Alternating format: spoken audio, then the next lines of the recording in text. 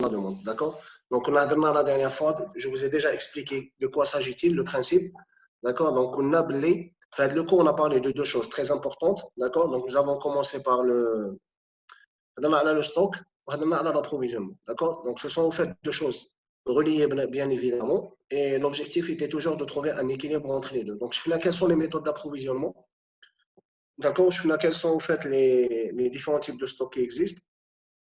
On a vu aussi la politique de la quantité économique qui vous permet d'équilibrer entre les coûts de passation des commandes et les coûts de stockage qui sont au fait les coûts de possession des produits. Aujourd'hui, on va parler des prévisions de la demande. Donc, il y a des méthodes qui vont vous permettre soit de prédire, bon, chez prédire, au fait, c'est de prévoir la demande. Vous allez comprendre quelle est la différence entre les deux. Donc, il y a la prédiction qui vient du verbe prédire, ou il y a la prévision qui vient du verbe prévoir. D'accord? Donc, en fait, ce n'est pas la même chose. D'accord? Donc, pourquoi nous aurons besoin de connaître la demande? Là, on ne peut pas connaître, on ne peut pas prédire l'avenir. C'est très important. D'accord? Je ne sais pas ce qui sera le futur. Qui m'a dit la dernière fois, très peu de gens, bon, quand on parle de la situation actuelle, le Covid-19, certains gens disent que c'est de la politique et tout. D'accord? Mais personne ne savait qu'on va arriver à une situation pareille. La situation. Donc, par exemple, à cause du Covid-19, plusieurs entreprises ont arrêté leur production et ils ont engendré des pertes énormes, d'accord, de grosses pertes. Et c'est au fait de grandes entreprises. Moi, par exemple, quand je vois actuellement les compagnies aériennes, les pertes qu'elles ont encaissées sont vraiment de très, très grandes sommes. D'accord? Donc, Lyon, quand on parle des prévisions, c'est quoi la prévision? Je suis, par exemple, aujourd'hui, on est la fin du mois de juin. Donc, 1er juillet, je vais dire quelle sera la demande de mes clients, par exemple, le mois de septembre, le mois d'octobre, le mois de novembre, le mois de décembre. D'accord? Donc, dans l'avenir, comment la demande de mes clients, elle va varier. Donc, grâce aux prévisions que je vais effectuer, je vais au fait pouvoir planifier ou ordonnancer ma production. D'accord? Donc, quand je la demande et je risque de produire je risque de produire des quantités plus importantes et dans ce cas-là, je vais stocker et je vais avoir des coûts de stockage supplémentaires. Je risque aussi de produire moins et là, je vais tomber en rupture et je vais perdre des demandes. Donc, c'est au fait de l'argent perdu. D'accord? Donc, sachant bien sûr que la demande, c'est une variable qui dépend du temps. Elle va varier. En général, la demande, ce n'est pas une valeur constante.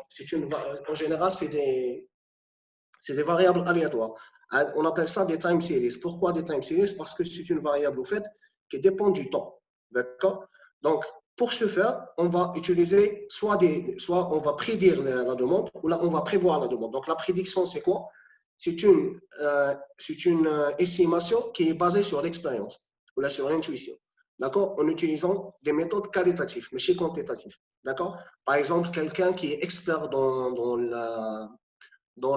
l'évaluation des marchés, il peut connaître comment la demande varie. Quelqu'un qui n'a pas d'expérience, qui ne connaît pas les marchés, mais comment la demande va varier. D'accord? Donc, la première méthode, les premières méthodes que nous allons faire, qui sont basées sur des prédictions, c'est des méthodes qui nécessitent de l'expérience. Donc, les personnes qui sont nouvellement recrutées ou des personnes qui sont nouvellement diplômées ou là, ne peuvent pas utiliser les méthodes parce que maintenant, j'ai des expériences de terrain.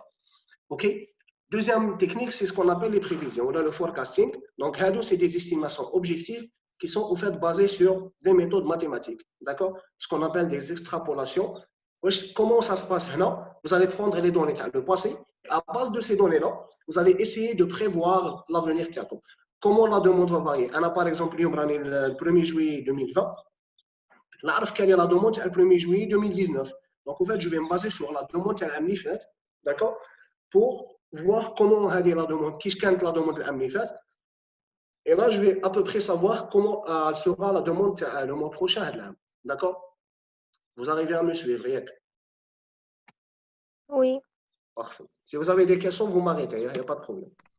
Maintenant, la prévision généralement, elle est basée sur ce qu'on appelle une extrapolation. D'accord? Donc, c'est quoi une extrapolation? D'accord? Donc, pour prévoir la demande, vous allez utiliser des méthodes qui tiennent compte des tendances passées. Donc, Kingolo des tendances passées, c'est-à-dire tout simplement des données passées. D'accord? Des facteurs qui peuvent l'influencer. D'accord? Et en plus, vous allez effectuer des analyses, les analyses sur les données qui sont connues. Parce que là, en général, quelle année on a fait le mois de juin, ou là, le 1er juillet, ou là, Il y a des commandes que j'ai déjà reçues sur les mois prochains. D'accord? Des demandes futures que j'ai déjà reçues. Donc les demandes futures, je dois les analyser, je dois les prendre en considération. En plus, les données qui vous comme la donnée il se peut qu'il y a des facteurs qui ont influencé le marché. D'accord? Par exemple, on a parfois des produits disponibles à un moment donné ou indisponibles. D'accord? Qu'il y a des produits qui sont moins chers à un moment donné ou les plus chers. D'accord? Donc le marché il varie. Puisque le marché il varie, la demande des clients elle va varier en fonction du marché. D'accord? Donc, on va se baser sur les données du passé et on va faire ce qu'on appelle des extrapolations.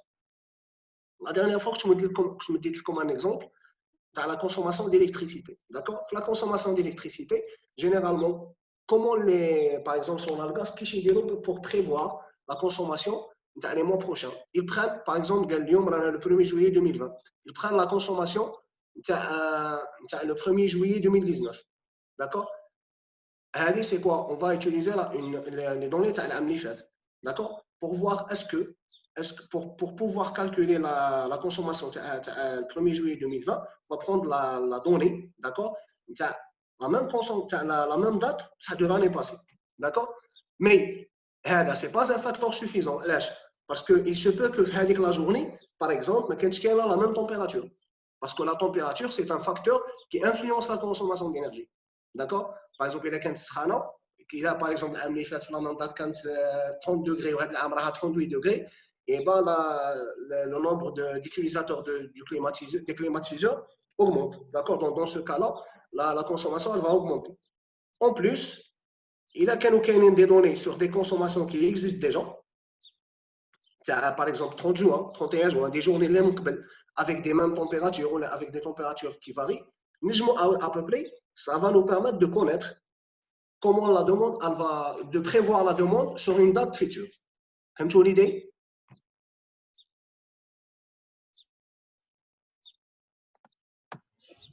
Oui. Ça marche, c'est bon?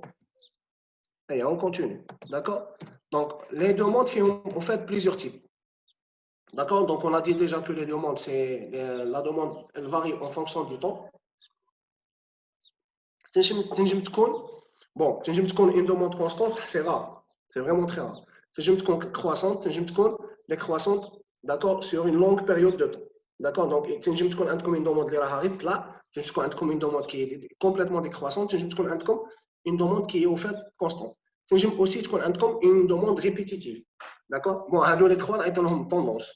Ça y est, c'est une répétitive, c'est-à-dire une variation périodique.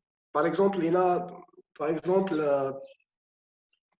saisonnière, c'est-à-dire qu'on a une période d'une année avec pic en une saison, ou là au mois. Par exemple, on a une entreprise qui produit des manteaux, par exemple.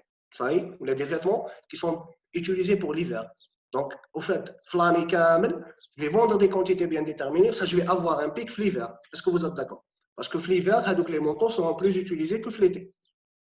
C'est aussi commercial. Commercial, par exemple, période de quelques années. Par exemple, on a un produit à un moment donné, qu'on la mode. Donc, par exemple, un téléphone portable de qualité. Donc, par exemple, qui ne dans le marché des téléphones portables, le téléphone portable, c'est une variation commerciale. Parce que parfois, il y a un téléphone portable. Il va pour une certaine durée, 6 mois, une année maximum. On va avec le téléphone, ça y est, il disparaît du marché. Parce qu'il y a un autre qui est plus moderne. Donc, il va l'achat avec le premier, la quantité des produits achetés le premier modèle, elle va énormément dégrader. Est-ce que vous êtes d'accord? C'est bon? Oui, monsieur. دروك تنجم aussi تكون une consommation irrégulière. D'accord? Donc هنا la demande تاعكم تكون complètement imprévisible. D'accord? Ça y est. Donc là, vous allez avoir des changements brusques ou ce qu'on appelle des variations stochastiques sur de faibles périodes. Par exemple, il y a un produit disponible sur le marché et à un moment donné, avec le produit, il sera boycotté par des clients, par exemple. Il ne sera plus acheté. Donc, à un moment donné, avec le produit, il va disparaître sur le marché. Mais donc, automatiquement, la demande est tous les zéros. Parce que le produit il a été boycotté. Donc, le producteur avec le produit, c'est bon, il va arrêter, d'accord, la production.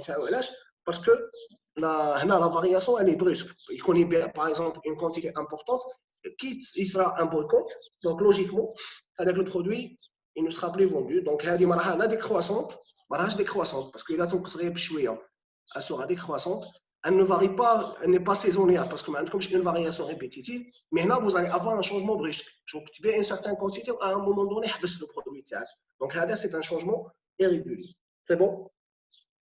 Est-ce que vous avez tous les trois types?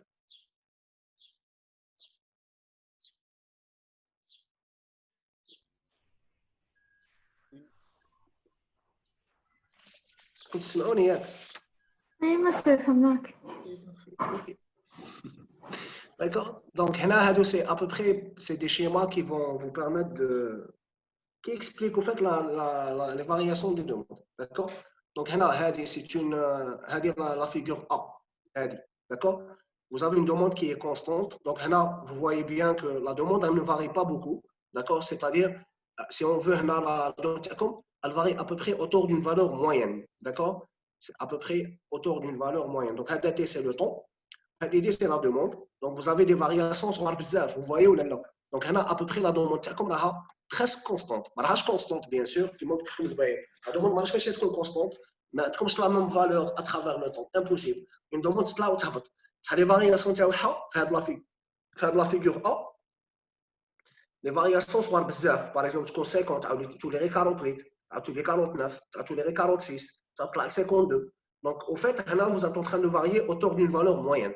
C'est bon? La deuxième, c'est une demande à tendance. Donc, cette demande à tendance, vous voyez bien que la croissante, la demande est croissante, elle reste là. Donc, là, vous voyez bien que là, est constante, là, donc, vous avez croissante ou décroissante. D'accord? Les variations à la figure fil B par rapport aux variations à la figure fil A, ce n'est pas la même chose. D'accord? Donc, la variation, elle est beaucoup plus importante que là. Donc, on appelle ça une demande à tendance. D'accord? Saisonnière, vous allez avoir au fait des variations qui sont nettement plus importantes. D'accord? Donc, par exemple, vous avez des. Par exemple, les glaces. Donc, c'est comme l'exemple des habillements d'hiver. Par exemple, les glaces. Les glaces. Donc, les glaces, c'est clair que même bien la même quantité l'hiver que les autres saisons que l'été. L'été, il y a une bizarre. Donc, je vais avoir des consommations. Ça, je vais avoir des pics. Donc, les pics, au fait, ils représentent quoi? Ils représentent les saisons. Les films, une forte demande. Et la demande, elle est vraiment ils confirment des valeurs très élevées. D'accord? C'est bon? Donc, on appelle ça, au fait, des pics, tout simplement. C'est des pics de demande. Et vous pouvez aussi avoir une demande saisonnière. Comment tu dis aussi? Demande saisonnière à tendance. Donc, si je vais faire une droite horizontale, donc là, عندك شغل à tendance, تبع شويه لهذه دي هذه دي تبع شويه للبي بصح vous avez aussi des pics. Donc هنا vous avez des la demande تاعكم راها تهبط وتنقص. D'accord? Donc croissante décroissante et vous avez des pics.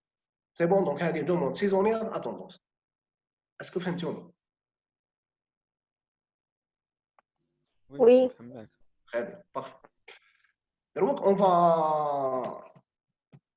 va commencer les méthodes, d'accord? Donc, les méthodes, il y a en fait deux types, qui montrent comme il y a des méthodes qui vous permettent de prédire la demande, qui vous permettent de prédire la demande. Donc, c'est des méthodes qualitatives. Mais maintenant, on va pas pouvoir les faire. Je vais juste vous donner les méthodes qui existent. Il faut les connaître. D'accord? Donc, pour pouvoir les faire, il faut avoir de l'expérience. Il y a des méthodes quantitatives. Donc, on dira des exemples. Pourquoi? Parce que quantitative, c'est des données. Donc, on a des valeurs, c'est des calculs, tout simplement. C'est des calculs d'ailleurs très simples, hein, qui sont basés sur des calculs de moyenne. D'accord? Donc, fait le qualitatif, pour que je utiliser les méthodes qualitatives. Quelle est la raison pour laquelle je vais utiliser des méthodes qualitatives? La première chose, si je n'ai pas de données, il y a des données, c'est une donnée disponible. Donc, en fait, je vais utiliser des méthodes qualitatives. Il y a des données disponibles, il y a des consommations, par exemple, de l'année passée, des demandes de l'année passée. D'accord? Donc, il est préférable d'utiliser des méthodes quantitatives. d'accord? Ou là, quand on a comme des données passées, elles ne sont pas fiables. Vous n'êtes pas d'accord que les données sont fiables. Par exemple, c'est des données falsifiées, d'accord? Donc, dans ce cas, il est préférable de ne pas les utiliser parce que les données, si elles ne sont pas fiables, elles vont vous induire en erreur. Est-ce que vous êtes d'accord? C'est bon? Donc, maintenant, s'il y a des changements majeurs dans les valeurs et les comportements qui empêchent l'utilisation des données existantes, bah, il y a comme des situations, oui, il sera tellement de changements que vous ne pouvez pas se baser sur les données de l'année passée. Par exemple, le marché, là, il a été complet. Il sera fait, comme par exemple la situation actuelle, qui est fait de la situation de la Covid, les entreprises, la même période, il est impossible de vendre les mêmes quantités que cette année. Donc, même il a des données qui ne peut pas se baser sur ces données-là parce que la situation du marché, des marchés, mais chez les marchés pratiquement, elle a complètement changé. Si je prends par exemple les compagnies aériennes, le nombre de billets qu'ils ont vendus l'année passée, pendant le mois par exemple de juillet, ils n'ont rien vendu. Parce que si je vais revenir ici, la demande كانت une demande répétitive qui dépend des saisons. Par exemple, des compagnies aériennes, je vais vendre des billets vers des destinations côtières, par exemple, d'accord? Donc, c'est une demande répétitive, saisonnière. Ça, qui j'ai le Covid, ou la demande est régulière. D'accord? Parce que ce sera un changement brusque. Est-ce que vous êtes d'accord? Donc, dans ce cas, même en utilisant un fait, eh ben, les compagnies ne peuvent pas les utiliser pour prévoir la demande. Vous êtes d'accord? Est-ce que vous avez Oui. Oui, monsieur. Oui. Très bien, parfait. Donc, quelles sont les méthodes qualitatives vous faites? Donc, les méthodes qualitatives, il y a plusieurs. Là, on va citer les plus importantes. Quelles sont les méthodes qui se basent sur l'étude de marché? Quelles les méthodes qui s'appellent des prévisions visionnaires, voilà. Quelles les méthodes Delphi ou quelle l'analogie historique. D'accord? Donc, on va essayer de détailler chacune de ces méthodes-là. Donc, premièrement, on va commencer par l'étude de marché. L'étude de marché, comme pour faire une étude de marché, bien sûr, vous allez vous baser sur ce qu'on appelle des questionnaires. D'accord? Les gens utilisent des questionnaires en papier, donc ils doivent faire avec les questionnaires, ils doivent sortir pour les donner aux gens, ou partir chez les entreprises pour les donner. Donc il y a un moyen qui est plus simple, soit utiliser Google Form, ou là, il y a d'autres moyens, d'accord, mais quand je Google Form, tu le partages sur les réseaux sociaux. Là, donc la façon de faire les choses est devenue beaucoup plus simple. D'accord? Vous pouvez aussi faire une étude de marché par des contacts téléphoniques, par des, par des entrevues, d'accord, ou en utilisant du personnel. Et grâce à ces questionnaires, on va bien sûr pouvoir ramasser des données, d'accord, ou la amasser des données, c'est la même chose. C'est bon? Donc, là, l'étude de marché, elle est surtout utilisée quand il s'agit de planification stratégique. La planification stratégique, c'est une planification à long terme, d'accord? Par exemple, qui comme un nouveau produit. Moi, si vous avez vécu ça, parfois, qui l'étranger, comme Barra, ils ont des gens, d'accord? Et ils te présentent un nouveau produit, d'accord? Donc, en fait, c'est une façon c'est une méthode de marketing, d'accord? Donc, ils présentent un nouveau produit, ou grâce à le feedback tag, ils vont remplir toutes les questions. Donc, la méthode, elle est surtout utilisée quand une entreprise veut mettre un nouveau produit sur le marché, d'accord? C'est bon? Donc là, on peut aussi ajouter, on peut faire une analyse statistique, d'accord, grâce au feedback des consommateurs. Ça y est, la méthode, elle est trop coûteuse, parce que vous aurez besoin du personnel. Le personnel, c'est à lui de faire, c'est lui qui doit, le personnel il doit être mobilisé pour tout simplement, parce que l'étude de marché fait un travail de terrain. Donc le personnel, il doit sortir, il doit interroger les clients, il doit présenter les nouveaux produits, ainsi de suite. Est-ce que vous êtes d'accord? Oui, monsieur. Voilà. La deuxième méthode, on appelle ça les prévisions visionnaires. Donc, elle est basée sur la préparation de prévisions par le vendeur selon leur connaissance du marché, du terrain pardon, et de leurs clients. D'accord? Donc, là, si on veut utiliser la méthode,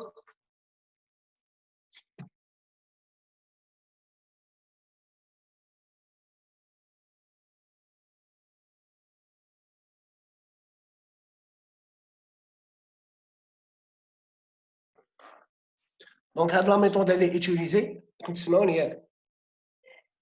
La méthode, elle est utilisée quand l'entreprise possède des connaissances sur le marché, d'accord, et des connaissances sur leurs clients. Donc, là, malgré que vous avez des données, mais vous avez des informations sur la façon, d'accord, sur les clients, sur le marché des produits. La méthode, elle est surtout utilisée qui colle le marché stable. Quand vous considérez des produits, mais la consommation sur le marché, elle ne varie pas, elle a une forte variation. D'accord? C'est bon? Oui, c'est bon. Parfait. Bon, maintenant pour les méthodes Delphi, les méthodes qualitatives, les méthodes Delphi, en fait, les méthodes les plus utilisées. D'accord? Donc, là, les méthodes Delphi, vous aurez besoin de groupes d'experts. Et les groupes d'experts, ils vont être interrogés individuellement. D'accord? Donc, chaque expert, il va être interrogé individuellement sans savoir l'interrogation faite pour les autres. D'accord? Et vous allez essayer de trouver un consensus entre les différents experts. Donc, comme expert, c'est une personne qui connaît très bien les produits que vous voulez vendre, qui connaît très bien aussi le marché, les produits en question. Des produits en question. D'accord? Donc, les méthodes Delphi, c'est des méthodes qui sont basées sur des interrogatoires. Les interrogatoires sont itératifs. Chaque expert, il va être interrogé plusieurs fois, une seule fois. D'accord? Donc, je pense qu'on doit redémarrer parce qu'on a machine comme la réunion.